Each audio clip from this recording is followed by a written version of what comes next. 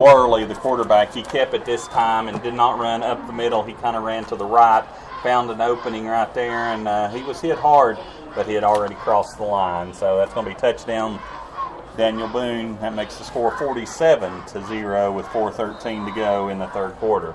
Hey guys, on the other end of the county, they're maybe starting to get cranked up in Clinchport. Ryco scored, missed the extra point. They lead Thomas Walker 13-0. Oh, there'll be jubilee in Duffield.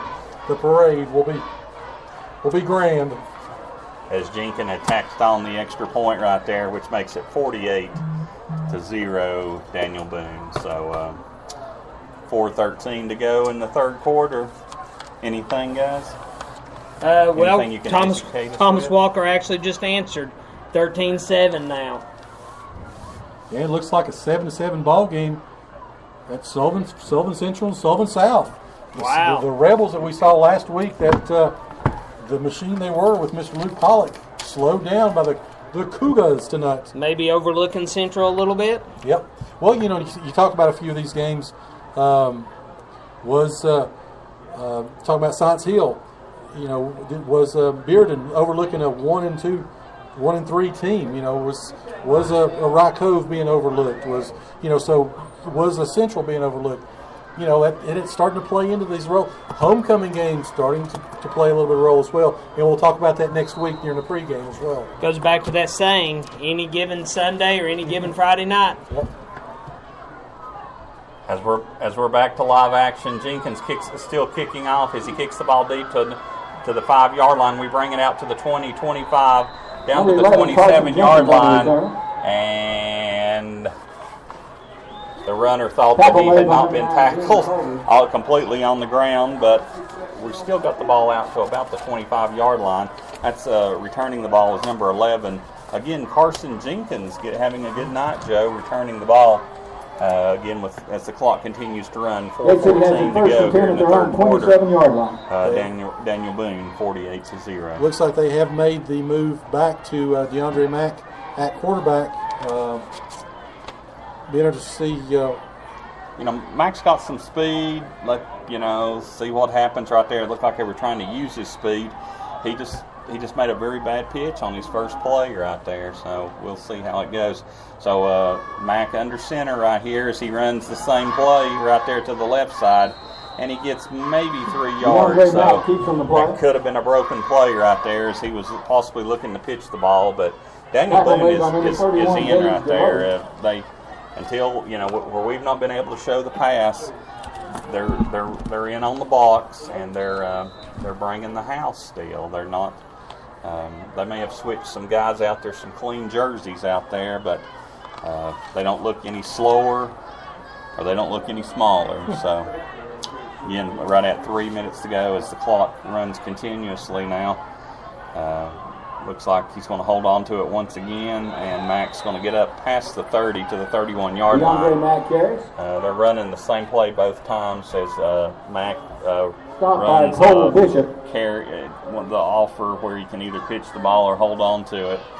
And the old run-pass option play, you might say, but I don't think we were going to pass. It'd just be a run option.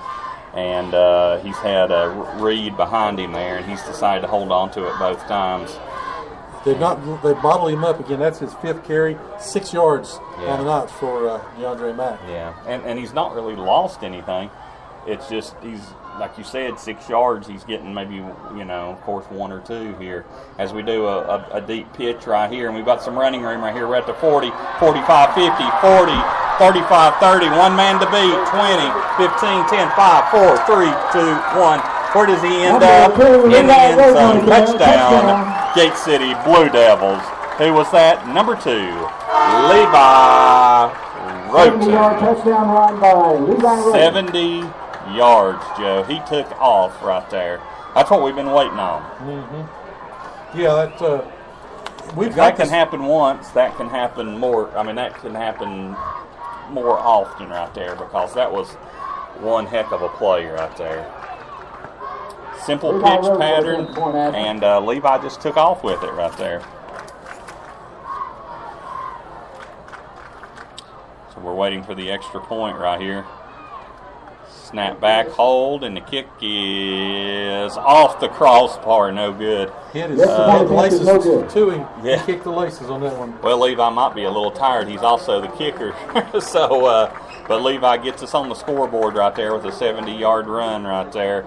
And his extra point hit the bottom upright right there. So if it had just another half foot, we would have been in there. But we're on the board right now with 1:19 to go in the third quarter, 48-6. So if you're looking for the best selection of sweet treats to indulge in, or maybe you're looking to stay with your healthy lifestyle, they have it all at Sweet Frog in Kingsport. This family-owned and Christian-based business proudly serves our region with delicious combinations of frozen yogurt and hundreds of combinations of toppings.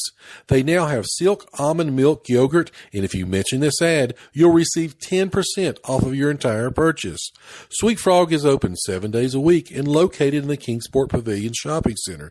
That's near Target and behind the Verizon store on Stone Drive. They also host parties, so give them a call today at 423-245-3764 or check them out on Facebook. Team down. Ladies and gentlemen, welcome back to Legion Field as Gate City gets on the scoreboard on a 70-yard run by Levi Roten. He turned on the Jets, didn't he, Joe? He's got the speed. That's the thing. Just getting the ball to him, getting him in space. But, of course, he's been bottled up tonight with on those sweeps. And just got to get the ball, especially in the passing game. He's a great receiver if we can just get him the ball. Levi kicks the ball off as we're already underway right there as they run the ball out right there. He kicked the ball down to about the 10-yard line. And Daniel Boone returns it to the 20, 25, and they're going to get out past the 30-yard line. That's Breon Blair make the tackle. On the return. Fast little runner right there for Daniel Boone. So, again, out in at quarterback, it's going to be number 6, Caleb Worley, where it's going to be 1st and 10 at the 34. One thing about Gate City dresses 42, you don't have a lot of reserves, so, when you empty the bench, some guys have to go back in, and right now they're trying to do so, but you still see a Calhoun and a few of them out there. Well, you also look at the gentleman who scored, also kicked the extra point and kicked off for us, so,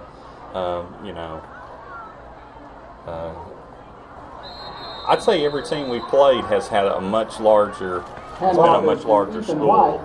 Would you not say that we played this year? South dressed 74, Abingdon had 77, Richlands, I think they had 60, and we've got 42. And you take a look down there at Boone's got 2 pages on the roster. 1, 2, 3, 4, 5. You got 5 that's not dressed due to injury, so that gets you in the 30s. Yeah.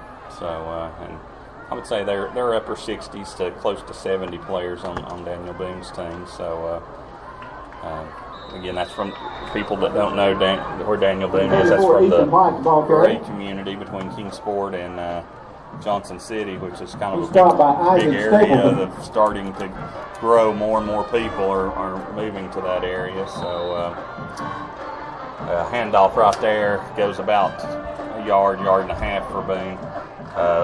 8 seconds to go, 7, 6, 5, and it doesn't look like they're going to run another play as they look back at the scoreboard. 1 second, and they're not. They're going to let the third quarter come to an end. So at the end of the third quarter, Boone still leads, but we've cut into it slightly as Daniel Boone leads 48-6. We'll take a break right here. Again, you're listening to the home of Blue Devil Sports. This is Gate City Sports Radio. Proudly representing Southwest Virginia in the House of Delegates for the last 24 years, Terry Kilgore continues to strive and work hard for others. Just like our Gate City Blue Devils proudly represents our school, our town, and community. Delegate Kilgore, a proud Gate City alumni himself, wants to thank the residents of the 1st District for their trust and support over the years as he's continued to voice our needs and concerns in Richmond to make our region a tremendous place to live and work. And on behalf of Delegate Kilgore and his family and staff, they say, go Big Blue. The coaches even come down. And we're back here. Chris, do we have anything else coming through the pipe before the fourth quarter started? We've got some good games brewing. We've got Cocke County up 14-13 now on Crockett. That's a little bit of a surprise for me. Science Hill hanging tough, 16-7 over Bearden. Tennessee High, Morristown East, 14-13, Tennessee High. as they go ahead and start a little early right there, as they snap the ball right there to their quarterback, and he's just as fast as the other one right there. That's Worley carrying the ball. He gets the ball past midfield into Gate City territory for to the 46-yard line. So, do you have an update on the Ridgeview Union? Is that still 14-7? It's still 14-7. Last I saw, Ryco 13-7 over Thomas Walker. Eastside and Lee knotted up at 14.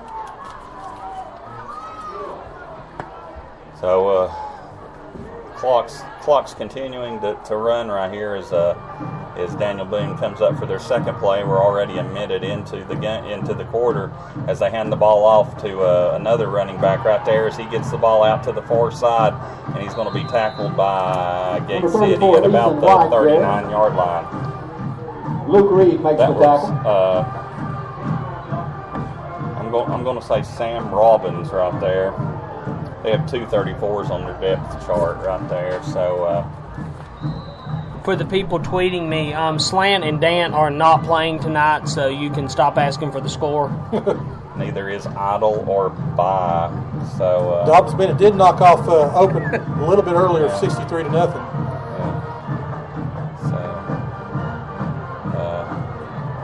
Daniel Boone goes back into the shotgun formation as he fakes the handoff. Quarterback keeper right here. He's at the 40, and he gets knocked back. Great penetration right there by Gate City. Logan Tomlinson.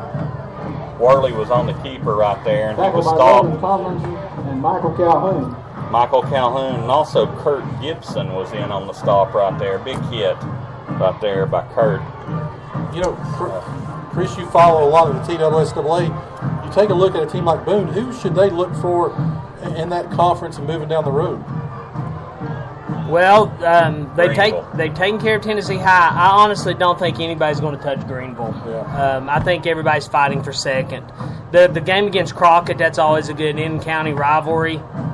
That'd be a fun game to watch this year, I think.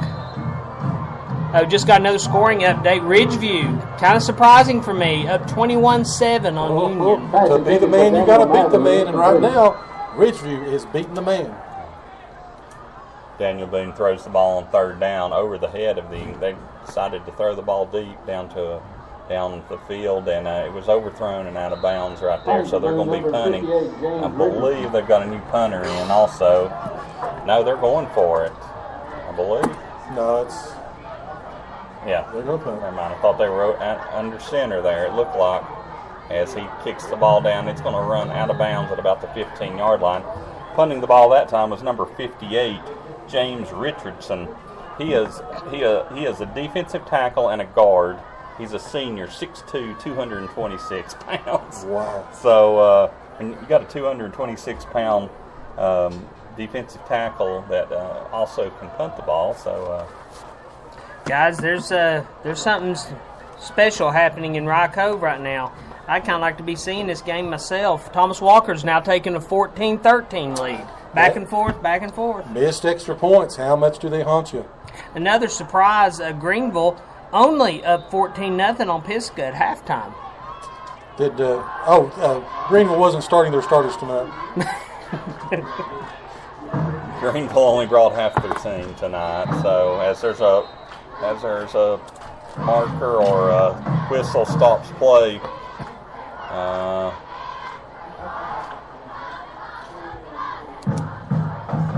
marker on the play, illegal substitution. They started with 12 men, and then they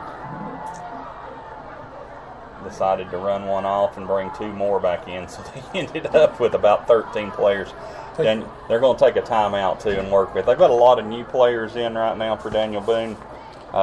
Again, they've got a huge roster right now, and we talked about their backup kicker, and he's a senior right there, so that might have been his glory kick right there for the season. But it's 7:15 to go in the ball game tonight. We look ahead to next week as Union comes to town, and that's going to be another big crowd and another hard test for this young Gate City football team. So it's going to be 1st down and 5 at about the 17-yard line. So as they restart the clock right now, and back in at quarterback is